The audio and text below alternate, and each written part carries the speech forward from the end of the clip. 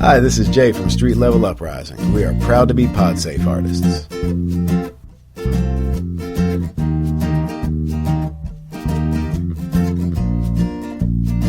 If a cat and dog can get along, what's wrong with us, my friends? Got no vision but division, politics and religion, dollar signs, bloodlines, and the insides of a prison. Fools die for want of wisdom and the lifetime in the sun. I tell them all, the fire comes, and when it comes, they start to run. Oh, who feels it knows it. Who knows it feels it. Why can't this be done? All the lies wrapped in a flag are still lies, and that ain't no comfort as another mother cries. Maybe if the kingdoms had a look in her eyes, they wouldn't gamble with lives like they're just rolling dice. Oh, who feels it knows it. Who knows it feels it. Why can't this be done?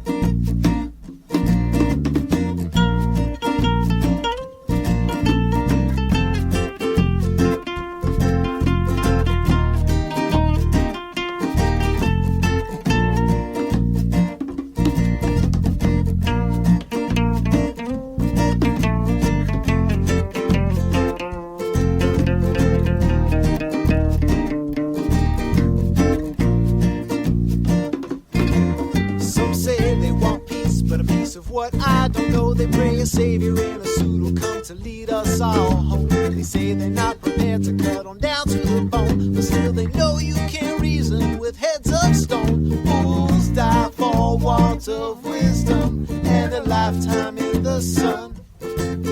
Got no vision but division, politics and religion. I tell them all, the fire comes, and when it comes, they start to run.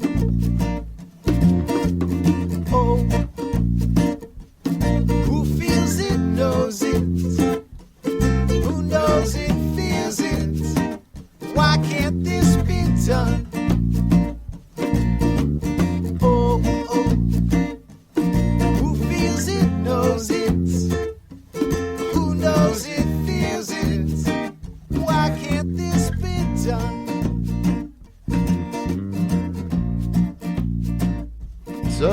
For all of you that don't know, I branded the word rendezvous a while ago, but a lot of people have a hard time spelling it. Right. So we decided that we were launching hashtag TRS, which stands for The Rendezvous Show. So you can hashtag us or find us. We'll be going by TRS Mondays or TRS this. So look for us all over. TRS Bad Hair Day, TRS Bad Face Day, whatever. Yeah. Well, speaking of TRS, because I feel like we're being rebellious, like we're uprising. Mm-hmm. Our next guest has a heart of gold. That was good, Alicia. Yeah, he is. I mean, I'm telling you, our next guest is on. He has the biggest heart of gold. His music it's like a reggae, a little bit of rock. It's an extreme eclectic fusion, and the messages are beautiful. Yeah. He's one for the people. He's all about love. He's a mixture of like Bob Marley and Tom Morello. So let's, but I got to tell you his name. His name is Jay Canter, and he's from the band Streelevel Uprising. How you doing, Jay? Welcome to the Rendezvous Show once again, brother. Oh, I'm doing great. Thank you so much for having me back on. It's really a privilege to talk to you again. Awesome. So tell us what you've been up to. What have you been up to since the last interview? Have you been touring? Tell us how busy you've been. Yeah, we've been playing shows all throughout the summer and writing new material. We're getting ready, and then we're going to play shows throughout September and October, and then in November we're going to start recording the second album. So that's pretty exciting. Just trying to comb through all the new stuff and figure out what's going to make the next album and what's not right now. So it's fun, and it's always good to record an album during the winter, since it's tougher to tour during those months anyway, you know. Oh, definitely. Now, it's been almost a year.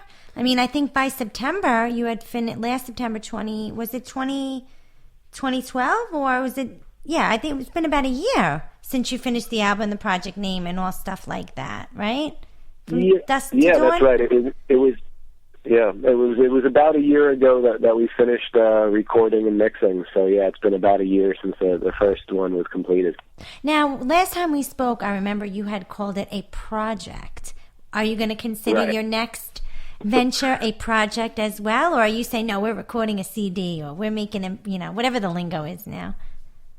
I'm still going to consider the whole thing a project.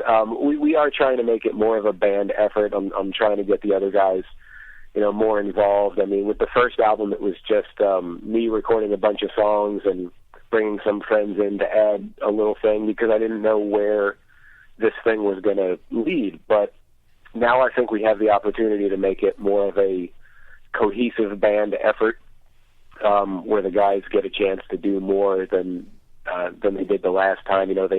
They're knowing the songs now before we're recording, so it's not like I'm saying, hey, come to the studio on Saturday and take a pass at some of these songs and see if you can figure out what you want to play. So, we've been playing a lot of our new material at the live shows, so we're more familiar with it. And it's going to be nice. We're going to have more live drum kit on the album than we did last time. On the last album it was more of a low-key vibe with a lot of hand drums.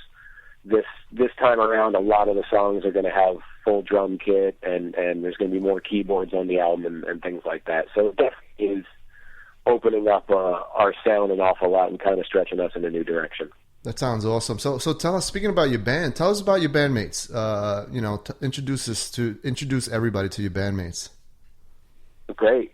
Well, our bass player, Mr. Dole Walker, he's been a really, really close friend of mine for years and years and years. And in fact, he's family, really. And also David Walker on the drums. These are two incredible musicians. Bill can play pretty much any instrument you put in front of him. He likes to say that he can play any instrument that you don't have to blow into. But I'd be willing to bet that if you left him alone with a saxophone or a trumpet for 20 minutes, he could probably figure those out. Oh, he'd probably ace it, definitely. He's the MacGyver of musicians. No knives, though, right? He's incredible. I mean, he's got perfect pitch. I mean, it was amazing for the first album where, he literally spent 6 hours in the studio recording the bass for 10 songs. I mean, he came over one Saturday, and in 3 hours he recorded 5 songs that he'd never heard before, Right. And came over the next Saturday and did 5 more songs he had never heard before. I mean, he's just amazing. And when I met him when we were teenagers, he was a guitar player, and before that he had learned piano. He played cello from a young age, and there was a point long ago where I was putting a band together, and I knew that he had played bass in his jazz band in high school. So I said, hey, what do you think about becoming a full-time bass player with me? And he said, yeah, I'll give it a shot. And as good as he is on every other instrument, drums, guitar, piano, anything, he really found his calling as a bass player. And he's just phenomenal. David Walker, those are the Walker brothers. They're 2 brothers, and they look alike. David on the drums. Yeah, they do. They do look alike. Yeah. And David on the drums, he was a drum prodigy. I mean, he was you hear stories about people say, "Oh, I was beating on pots and pans when I was 2 years old," and that was me. That was him. That was me, that was me, and I can't even play one instrument yet. and that was him. He banging on pots and pans, and then when he was 13 or 14, his parents bought him a drum set, and it just made sense to him. He's got this natural talent where, he'll always say that he couldn't teach anybody what he does. He couldn't be a drum teacher, because his thing is that he says, I don't know, I just pick up the drumsticks and it all makes sense for me. So he's just an amazing prodigy.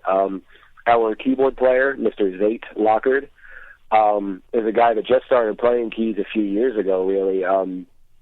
I was hanging out with him, and he was thinking about learning an instrument, and so I kind of joked around, so, because I didn't have a keyboard player at the time. I said, well, learn how to play piano, and I'll put you in the band. And we laughed about it, but he did, so I did, awesome. And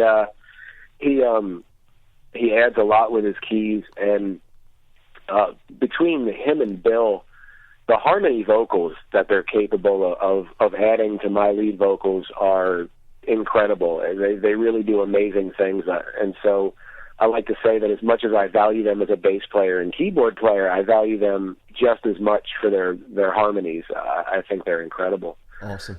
We also have a part-time member, Justin Rollheiser, who played some bass on the first album, and we've talked about kind of making him a multi-instrumentalist where he plays some bass and some guitar, and then maybe he and Bill could trade off at shows where, one of them will play bass on a few songs and guitar on some others, and then they'll kind of rotate. So kind of have a good, it's fun to have flexible musicians to play with like that, where it's not just, okay, this guy does that guy does that. I'm surrounded by a lot of immensely talented musicians, and I'm just blessed to be playing with them. Awesome. We're speaking with Jay Canter from the StreetLevel Uprising group. And let me ask you a question. What's one of the top songs that gets requested? Do people come up to you and request, like the people that follow you? What's the most requested song that you guys play?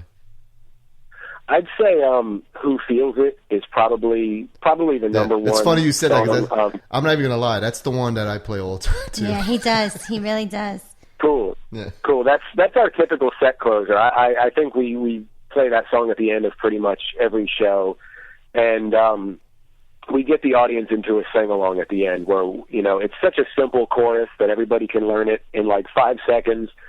And at the end of the show, everybody's singing along to that song. And we've had people who have seen us for the first time and didn't know us, who come up to me after the show and said, "Man, that song's still in my head. I can't get that song out of my head. I just keep singing it over and over."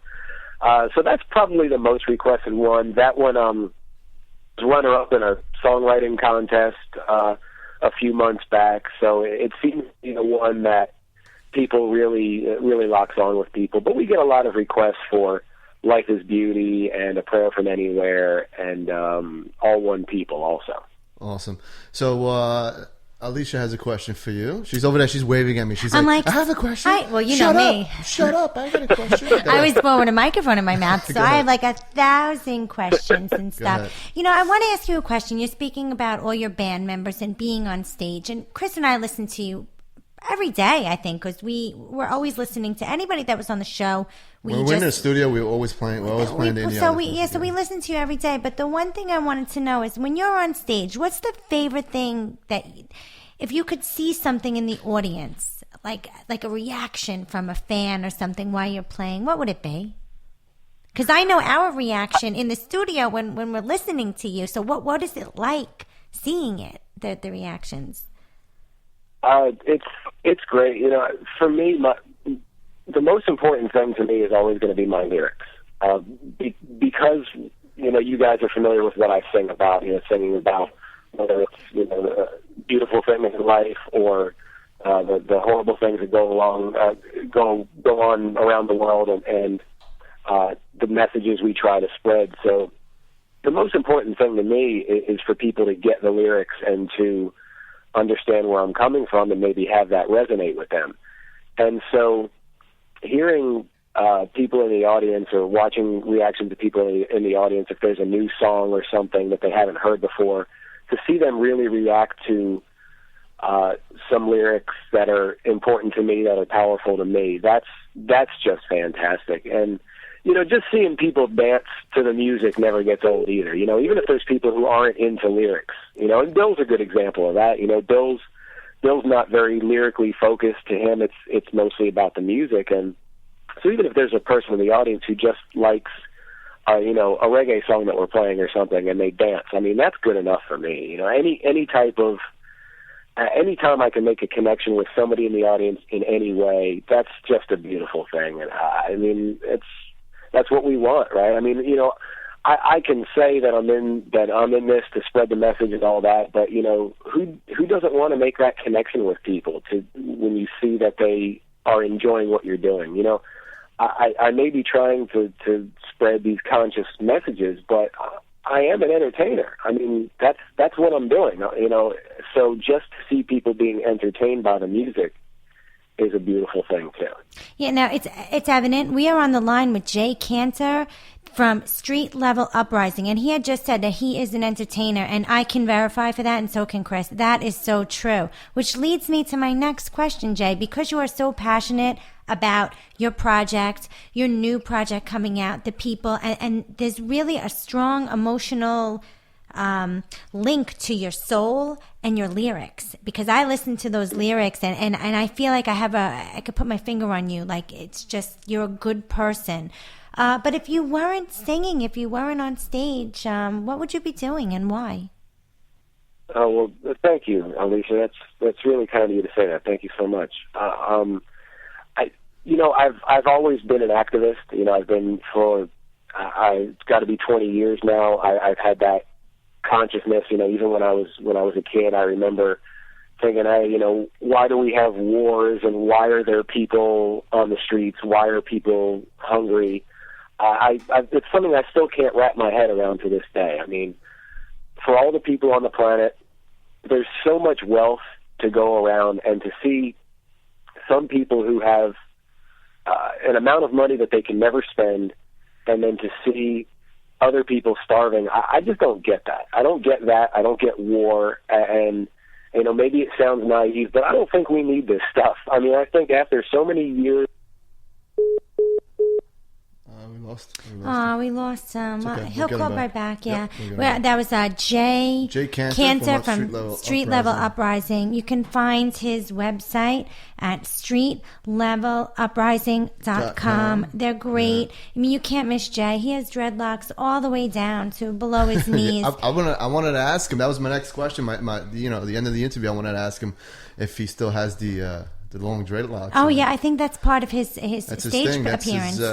Oh yeah, definitely. These and their songs. I mean, like I said, we listen to them every day, and you got to see Chris and I in the studio. We're always dancing, and it is. We have, they send us their MP3, so we always have it on our iTunes and stuff. And while we're working in the studio, we're listening to the music.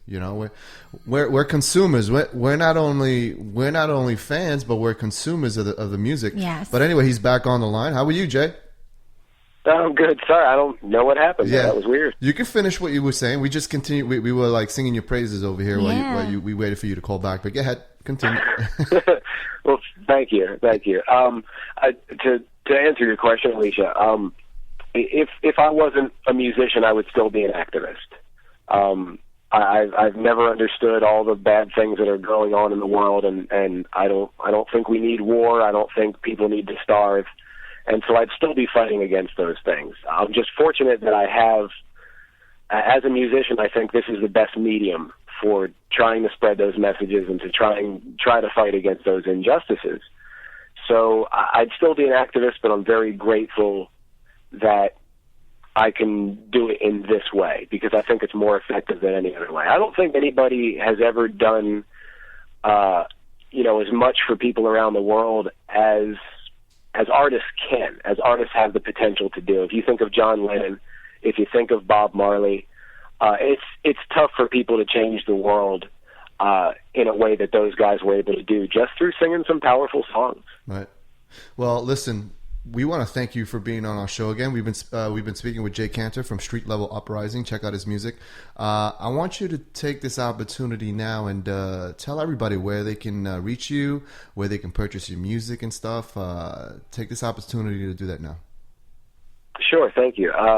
www.streetleveluprising.com is our website, and I'll let everybody in on a secret. Mm-hmm. While we're gearing up for this next album, for the time being, if you give us your email address, you'll be able to download our entire debut album for free. Nice. Oh, and wow. That's a deal. Yeah, that's the whole album.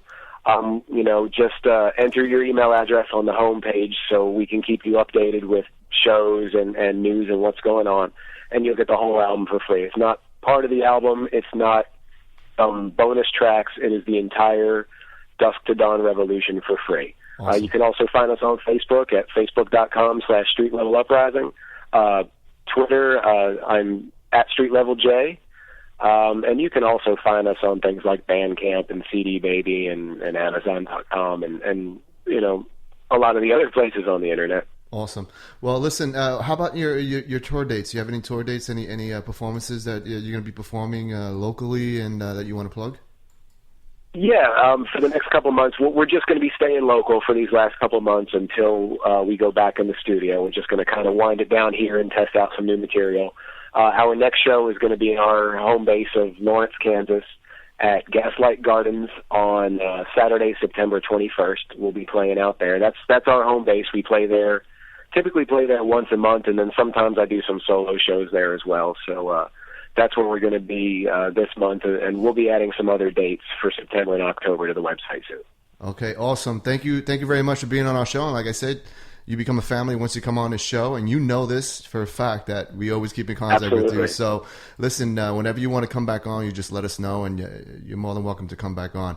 But anyway, we've been speaking with Jay Canter from Streelevel Uprising, and we'll be right back right after this. You're on the Rendezvous Show with Christian and Alicia. I keep saying Christian Alicia. Christian We'll be right back. Oh, man. Hi, this is Jay from Streelevel Uprising. You can catch us online at streetleveluprising.com, and you're listening to TRS 24/7.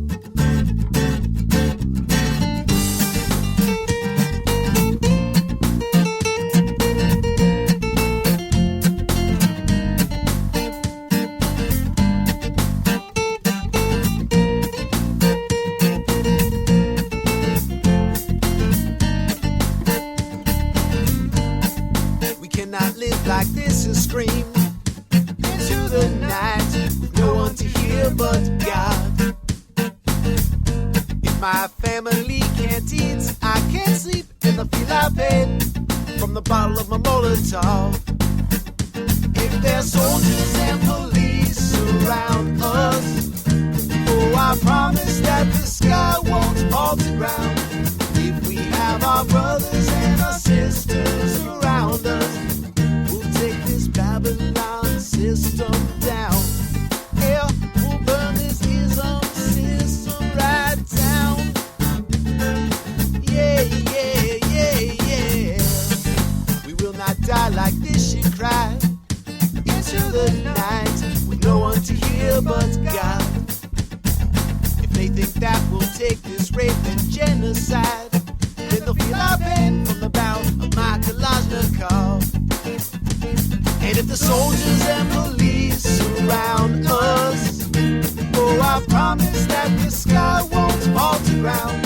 If we have our brothers and our sisters around us, we'll take this evil system down. Yeah, we'll burn this vicious system right down. Yeah, yeah, yeah, yeah.